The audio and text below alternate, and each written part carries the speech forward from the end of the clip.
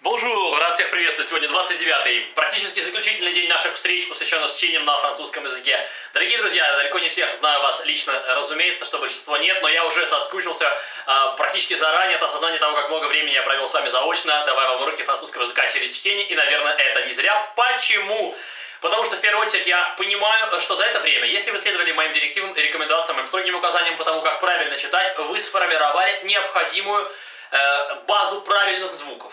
Если у вас были пропуски в процессе занятий, то есть вы нерегулярно обращались к этим видеоурокам по учебнику, пожалуйста, обратитесь еще раз и продублируйте или протриплируйте, а 3 раза обратитесь к этому самому пропущенному уроку. Они построены таким образом, методически, хрестоматийно верно, как это сказали бы учителя наши по этому учебнику Попова-Казакова, таким правильным, последовательным и взаимодополняющим, постепенным от одного урока к другому образом, чтобы вы ничего не пропускали. Я изначально договаривался с вами, дорогие друзья, те, кто смотрит видеообращения, посвященные французскому чтению, о том, что мы будем читать регулярно по 15 минут, для того, чтобы это маленькое время, не час и не 2, а именно 15 минут, то есть то время, которое, наверное, теоретически должно быть каждому по силам, чтобы именно оно приносило действенный регулярный результат, потому что мы недооцениваем силу регулярности, думая о том, что 15 минут это ничто, вот я сейчас каждый день тогда, да, именно это нас чаще всего и утомляет, именно это заставляет бессеризарм, то есть опускать руки, соответственно. Не сдавайтесь, это хотел сказать в самом начале, надеюсь, вы следовали этому руководству, если же нет, еще раз поощряю вас обратиться к видеоурокам, которые были пропущены, для того, чтобы еще раз и еще раз повторить их. Что касается самих видеообращений, то сегодня предпоследний день, мы читаем сегодня последнюю главу в учебнике Попова-Казакова.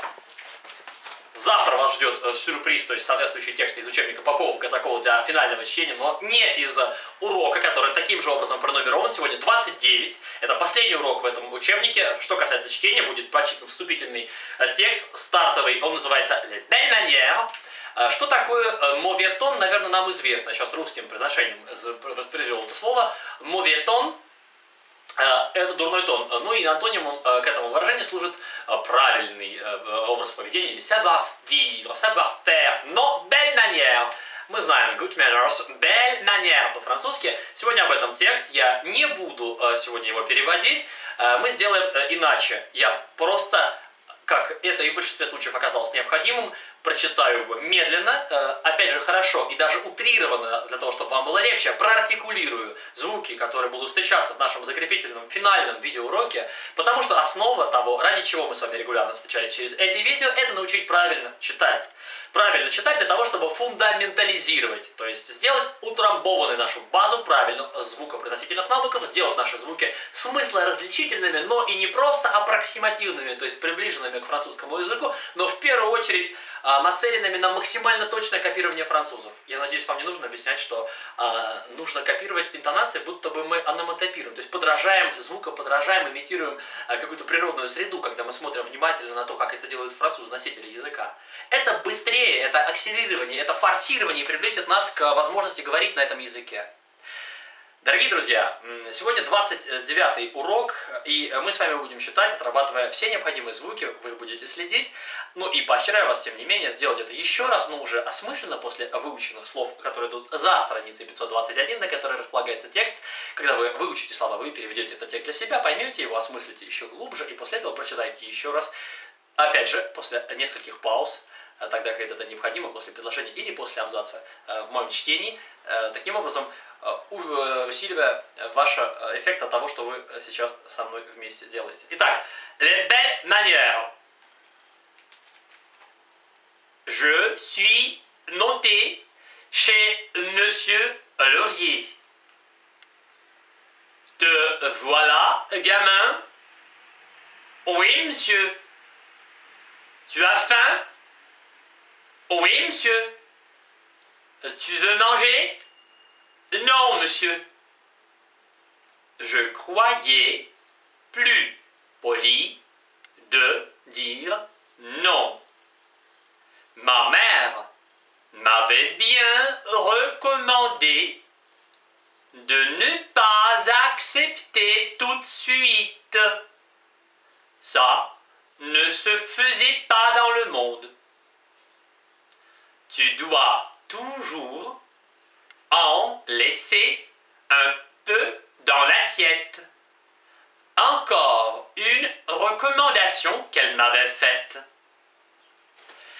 C'est ce que j'ai fait pour le potage, au grand étonnement de Monsieur Laurier, qui avait déjà trouvé que j'étais très bête en disant que j'avais faim, mais que je ne voulais pas manger. Mais moi, je sais qu'on doit obéir à sa mère. Elle connaît les belles manières.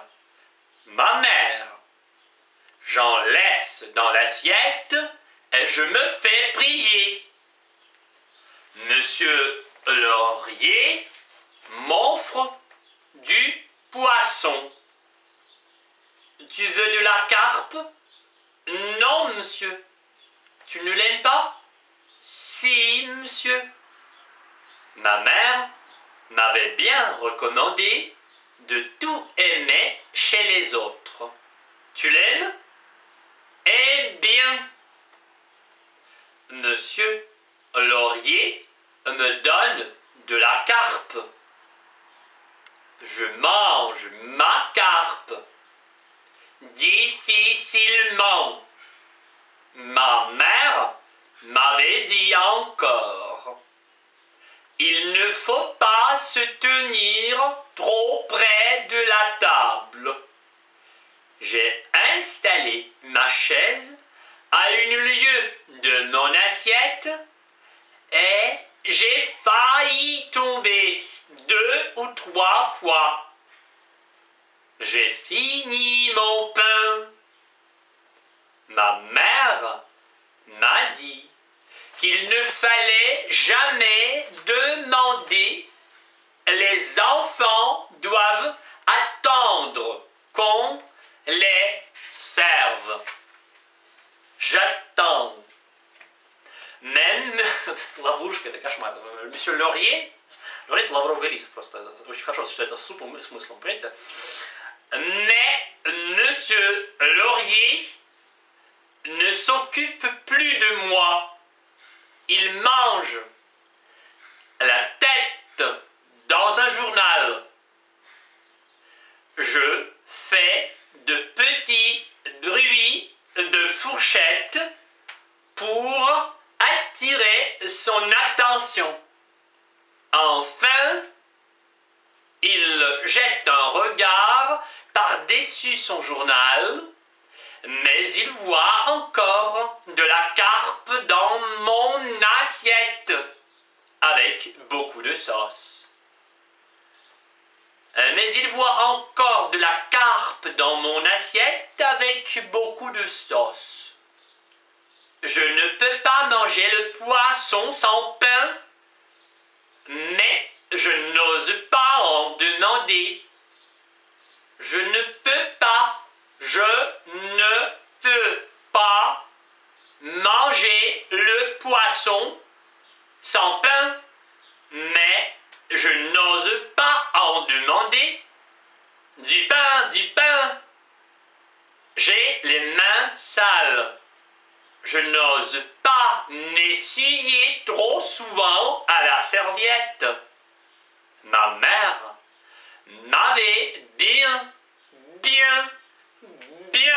recommandé de ne pas le faire. Je m'essuie sur mon pantalon par derrière. Geste qui étonne Monsieur Laurier. Il ne sait que penser. Ça te démange? Non, monsieur. Pourquoi te grattes-tu? Je ne sais pas. Ces réponses commencent, je le vois bien, à l'irriter. Tu as fini ton poisson? Oui, monsieur. Monsieur Laurier me prend mon assiette et m'en donne une autre avec du riz de veau et de la sauce champignon. Monsieur Laurier me prend mon assiette et m'en donne une autre avec du riz de veau et de la sauce champignon. Mange, voyons, ne te gêne pas, mange à ta faim, mange à ta faim. Ah, puisque le maître de la maison me le recommande, et je me jette sur le riz de veau. Pas de pain, pas de pain, pas de pain, mais pas de pain. Le veau et le poisson se rencontrent dans mon estomac sur une mer de sauce et se livrent un combat acharné. Le dîner est fini. Il était temps. Monsieur Laurier me renvoie en mettant son binocle pour regarder les dessins dont j'ai tigré mon pantalon bleu. Je suis couché, tout habillé sur mon lit. J'ai la tête qui me brûle. Je me souviens de tout. Du pain qui manquait, du poisson qui nageait. Ça ne fait rien. Rien, ça ne fait rien. Je puis me dire que j'ai au moins conservé les belles manières. J'ai souffert, mais je suis resté loin de la table. Je n'ai pas eu l'air de mendier mon pain. J'ai été fidèle aux leçons de ma mère. Merci pour votre attention, on continue. Я хотел бы обратить ваше внимание, что артикуляция, которая была продемонстрирована, разумеется, чаще всего утрирована, потому что это не чтение для того, чтобы читать с точки зрения техники, а еще раз некий закрепительный эффект демонстрации для того, чтобы показать, как правильно артикулировать те самые французские звуки, которые встречаются в нашем учебнике на примере этого финального текста. Что касается техники, обращайтесь к предыдущим урокам, ну и, конечно же, к финальному завтрашнему, который ждет нас в 30-м дне, нашем финальном, заключительном дне апофеоза нашего чтения. И мы договорились, что встретимся завтра для того, чтобы сказать себе, да, мы умеем, у нас получается, потому что мы этого заслуживаем, мы прилагали усилия и имеем результат, которого заслужили. Bien sûr, certainement que nous l'avons eu et maintenant, nous pouvons espérer assurément que demain nous aurons encore un plus grand progrès, que je vous souhaite certainement avec une grande chance et du succès, certainement tout à l'heure. Учите французский.